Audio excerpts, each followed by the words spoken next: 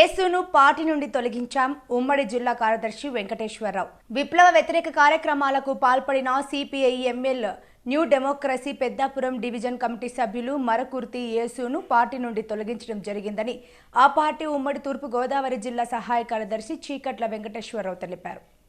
జగ్గంపేట స్టాలిన్ భవన్లో నిర్వహించిన మీడియా సమావేశంలో ఆయన మాట్లాడుతూ గత 30 సంవత్సరాలుగా పార్టీలో పనిచేస్తున్న యేసు చేస్తున్న ప్రజా వ్యతిరేక విధానాలు గత ఏడాది కాలంగా బయటపడ్డాయన్నారు.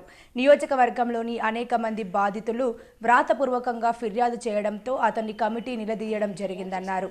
వాటికి సమాధానం చెప్పలేక మా పార్టీ నుండి విడిపోయిన మరో వర్గం చెంతన చేరడం జరిగిందన్నారు. అతన్ని పార్టీ సస్పెండ్ చేయడం జరిగిందని విప్లవ సానుభూతి పరులు ప్రజలు గమనించాలన్నారు. న్యూ డెమోక్రసీ పేరుతో అక్రమాలకు పాల్పడితే ప్రజలు గ్రహించి ఫిర్యాదు చేయాలన్నారు. ఈ కార్యక్రమంలో పెద్దాపురం డివిజన్ కమిటీ నాయకులు వి చిట్టిబాబు, న్యూ డెమోక్రసీ జిల్లా కమిటీ సభ్యురాలు కె లక్ష్మి, పిఓడబ్ల్యూ రాష్ట్ర కమిటీ సభ్యురాలు వి శాంతి, ఐఎఫ్టియు డివిజన్ కమిటీ సభ్యులు బాపిరాజు, రామిరెడ్డి, భీమశంకర్ పాల్గొన్నారు. అటువంటి పార్టీలో ఇక్కడ జగ్గంపేట ప్రాంతంలో ఉన్నటువంటి బూరుగుపూడి గ్రామానికి చెందినటువంటి మరకుర్తి యేసు గత 30 సంవత్సరాలుగా మా పార్టీలో పనిచేస్తాం. ఇప్పుడు రాష్ట్ర స్థాయి కార్యదర్శి వరకు కూడా ఆయన్ని అధ్యక్షుడిగా చేశాం. అటువంటిది ఇప్పుడు ఈయన ఈ మధ్య అంటే దాదాపు ఒక 2-3 సంవత్సరాల కాలంగా మా దృష్టికి వచ్చినటువంటి విషయాల్ని అతని దృష్టికి తీసుకెళ్ళడం జరిగింది. అతను పార్టీలో అనైతిక, అసాంఘిక, విప్లవ వ్యతిరేక, ప్రజలని దోపిడీ చేసేటువంటి, ప్రజలను వంచేటువంటి అనేక కార్యక్రమాలకు అతను పాల్పడ్డాడు. అంటే ఈరోజు చెప్పుకోవడానికి మాకు సిగ్గేస్తుంది. మీరు అడుగుతారు, ఏంటి ఇంతకాలం మీరు ఎలా భరించారని. గత సంవత్సరం క్రితమే ఈయన మీద పార్టీ నిలదీసి, ఇగో నీ కార్యక్రమాలు ఏం బాగోలేదు, నీ పద్ధతి బాగోలేదు, కాబట్టి నువ్వు వచ్చి పార్టీ దృష్టిలో సమాధానం చెప్పాలంటే ఆయన వాయిదాలు వేస్తూ కడకి ఆయన మీద కమిషన్ కూడా చేసాం.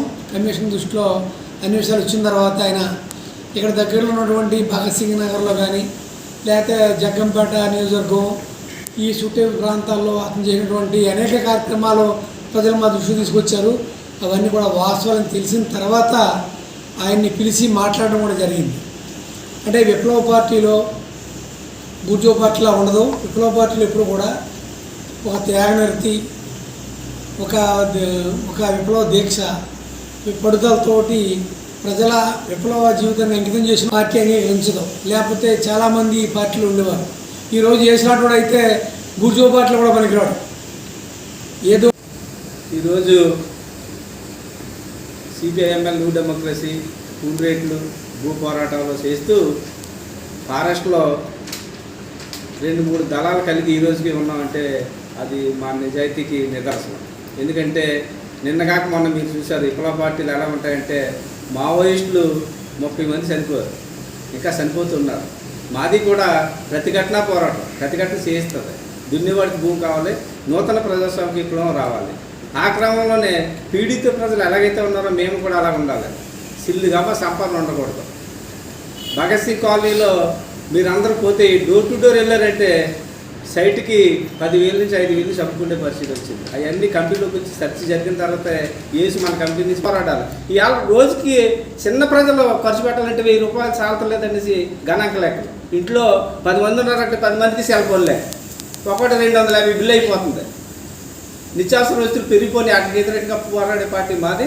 మీ విలేకరుల మిత్రులకి ఇవన్నీ కూడా ప్రింట్, ఎలక్ట్రానిక్ మీడియా ప్రజల్లోకి తీసుకెళ్ళి నిజమైన విప్లవం ఎవరు చేస్తారో, నిజమైన విప్లవకారులు ఎవరో, ఇక్కడ సంపాదించుకునే వాళ్ళు ఎవరనేది ప్రజలకు తెలియజేయాలని మీ అందరికీ ప్రేమపూర్వకంగా తెలియజేస్తే ఈ అవకాశం మీ అందరికీ లాల్సేలో వీసిట్టుకో.